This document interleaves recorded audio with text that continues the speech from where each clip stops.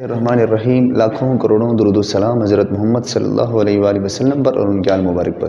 Dear student, हम discuss कर रहे हैं मैथमेटिकल इंडक्शन।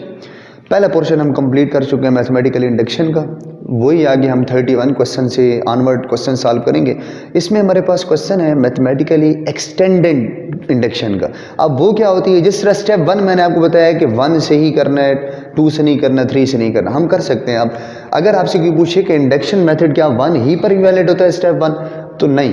अगर हम एक्सटेंडेड इंडक्शन वैल्यूज़ की बात करेंगे तो उसमें 1 से बड़ी भी वैल्यू आ जाती है, जिसमें रिस्ट्रिक्शन लगा ली जाती है। जिस तरह ये क्वेश्चन है n फैक्टोरियल ग्रेटर देन 2 की power n minus 1 for all n greater than और आर इक्वल टू 4।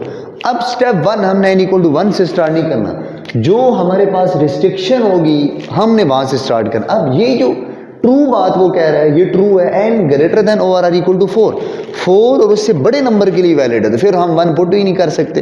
तो दैट्स वाई जो स्टेप 1 होता है हम 1 2 3 4 अप टू 7 मैंने पहले दिन आपको समझाया था। ओके फाइन, तो इसको कहते हैं extended mathematically induction, principle of extended mathematical induction इसको बोलते हैं, जिसमें हम स्टेप 1 की रिस्ट्रिक्शन होती है 1 से हम रिमूव कर देते हैं।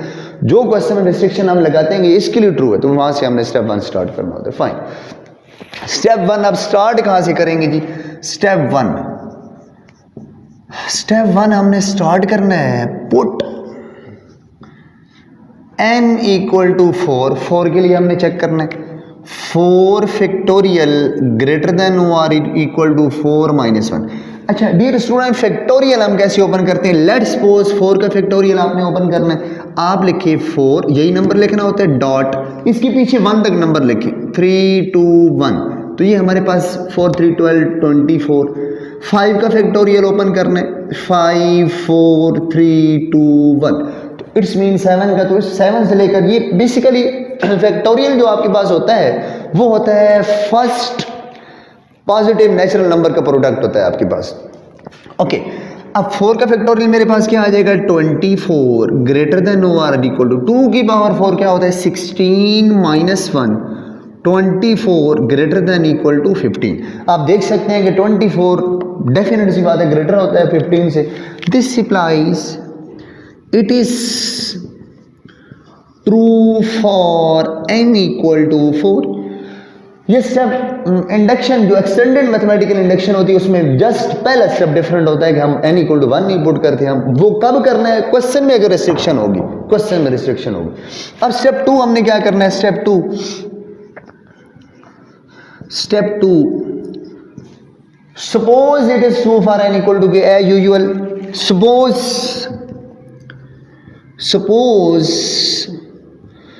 It is true for n equal to K, वही कहानी, के n की जगह क्या पुट कर देंगे कि k फैक्टोरियल ग्रेटर देन और आर इक्वल टू 2 की पावर k माइनस 1 इक्वेशन है।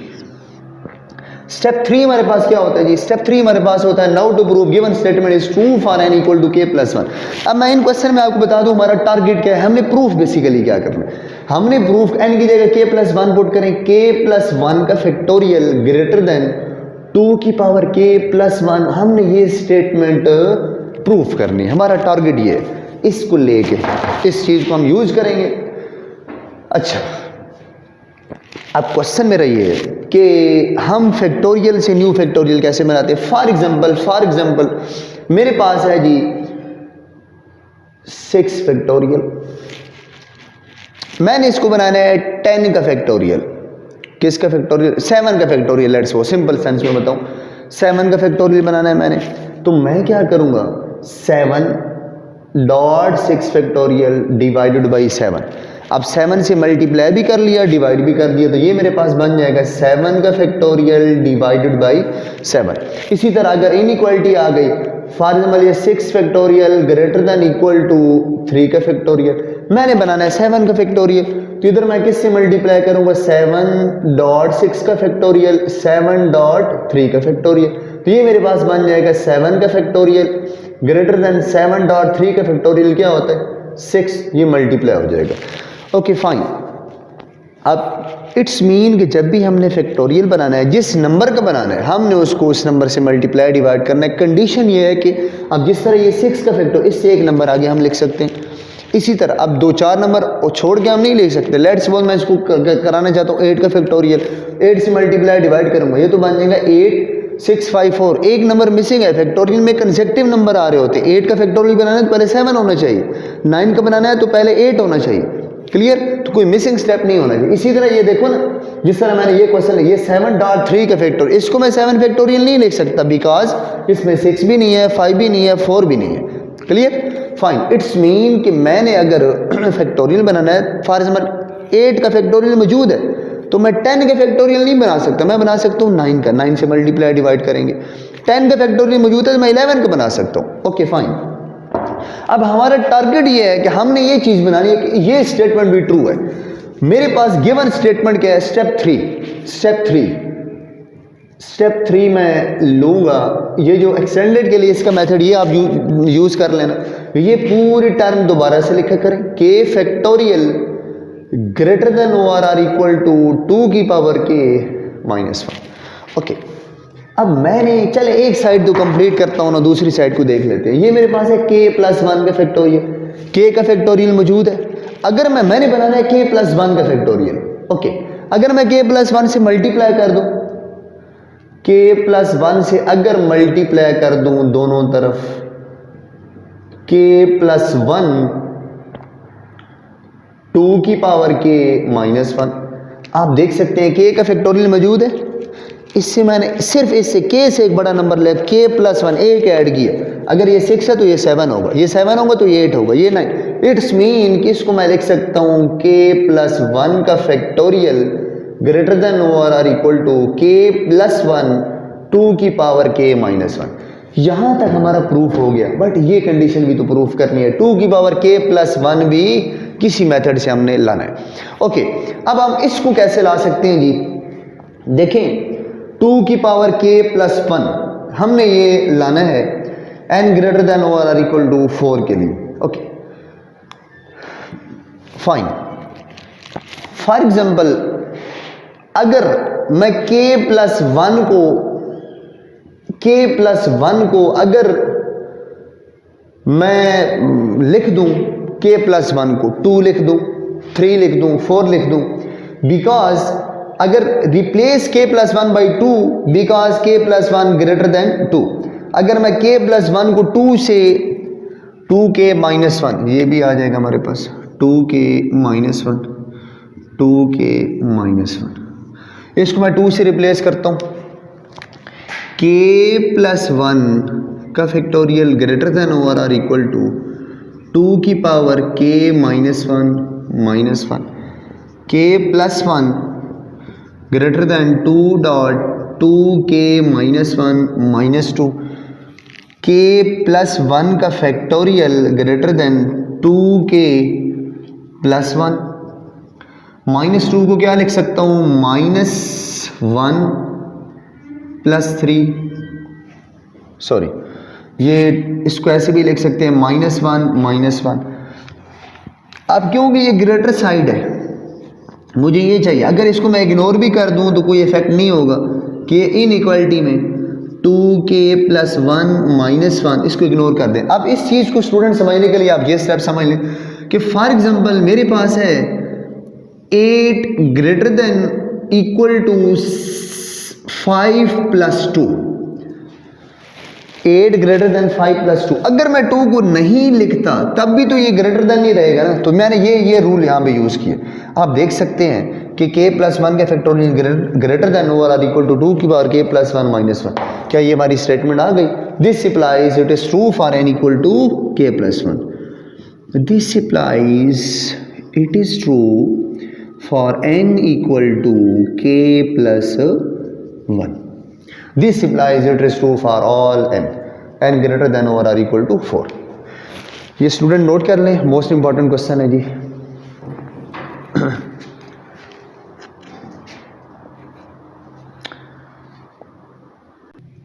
ओके, तो इसको थोड़ा रिपीट कर लेते हैं dear student. Step 1 2 as usual. अब इन क्वेश्चन में जो मैथमेटिकल इंडक्शन वाले इनमें मैं आपको एक सेटअप बना के दे रहा हूँ ताकि तमाम क्वेश्चन इन्हीं फार्मूलाज में इनपुट करके आपके क्वेश्चन हो जाए। अब हमने इस क्वेश्चन की हेल्प लेनी है और ये चीज़ बनानी है। अब के पहले आप क्या किया करो, एक्सटेंडेड वैल्यू में n की जगह k+1 पुट करते हैं, हमें टारगेट का पता चल जाए कि हमने ये चीज़ प्रूफ करनी है। फाइन, अब ये मैंने ले ली step 1, k factorial greater than और इक्वल टू 2k-1। अब मैंने बनाना था k+1, तो इसे एक बड़े नंबर से मल्टीप्लाई कर सकता हूँ फैक्टोरियल बनाने के लिए, वो मैंने आपको टेक्निक समझा दी है। k+1 से मल्टीप्लाई किया दोनों तरफ। अब ये स्टेप कैसे आया? अब ये स्टेप ये k+1 और 2 में रिलेशनशिप क्या है हमारे पास। अब देखो k+1 ऑलवेज ग्रेटर देन 2 होगा। कैसे? k+1 ग्रेटर देन 2, k की जगह मैं 2 लिखता हूँ, 2+1 3, k की जगह 3 लिखता हूँ, 4 लिखता हूँ, 5 लिखता हूँ, अप टू सो ऑन। तो ये हमेशा ये साइड क्या होगी? ग्रेटर। इसलिए k+1 2, तो आपने इधर रीजन लिख लेनी है, k+1 always greater than 2। Okay fine, तो ये मैंने 2 से रिप्लेस कर दिया, मल्टीप्लाई किया, ये इग्नोर क्यों किया वो भी रीजन आपको समझ आ जाएगी। होपफुली ये क्वेश्चन आपको समझ आ गया होगा। इसी तरह से हम एक और क्वेश्चन डिस्कस करते हैं, बिल्कुल सिंपल सा है, एक्सटेंडेड रियल वैल्यूड फंक्शन का।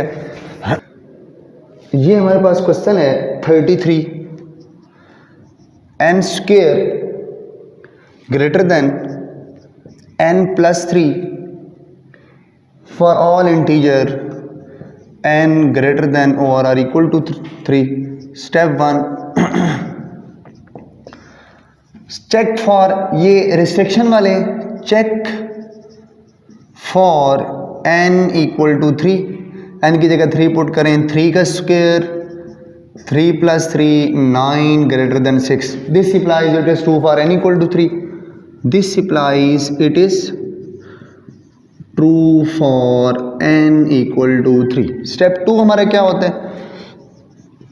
Step 2 suppose it is true for n equal to k। हमने सपोज कर लेना है जी k² ग्रेटर देन k+3, ये हमने खुद से ठीक बात मान ली है।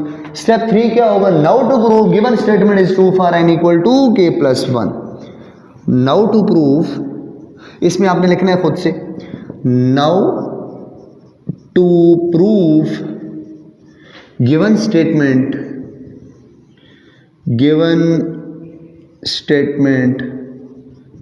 is true for n equal to k+1। अब उसके लिए, अब सबसे पहले आप देखिए हमारा टारगेट क्या है जो हमने चीज प्रूफ करनी है। n की जगह k+1 पुट करें, n की जगह पुट करें k+1, n की जगह k+1 का स्क्वायर ग्रेटर देन k+1+3। हमने ये चीज प्रूफ करनी है। अब देखिए हमने इक्वेशन a को यूज करना है, हमारे पास इक्वेशन है k² ग्रेटर देन k+3। सबसे पहला स्टेप ये है कि मैंने बनाना है k+1 का होल स्क्वायर, तो ये हमारे पास बनेगा k² + 2k+1। इट्स मीन के 2k+1 की कमी है दोनों तरफ, 2k+1 की दोनों तरफ कमी थी, दोनों तरफ ऐड कर दिए। ओके, अब आप देख सकते हैं कि ये जो स्टेप हमारे पास बनेगा ये बन जाएगा k+1 का होल स्क्वायर ग्रेटर देन, मैंने बनानी है k+1+3। तो ये देखें अगर मैं इसको तरतीब से लिख लूँ k+1+3, ये मैंने इसको एक साइड पे लिख दिया, प्लस 2k। अगर मैं वही स्टेप के अगर 9 ग्रेटर देन है 2 + 2 + 3, तो अगर मैं 3 को रिमूव कर दूं तब भी 9 ग्रेटर है, 2 को रिमूव कर दूं तब भी 2 ग्रेटर है। तो इस स्टेप में मैं क्या कर रहा हूं? 2k को इग्नोर कर रहा हूं, इग्नोरिंग 2k।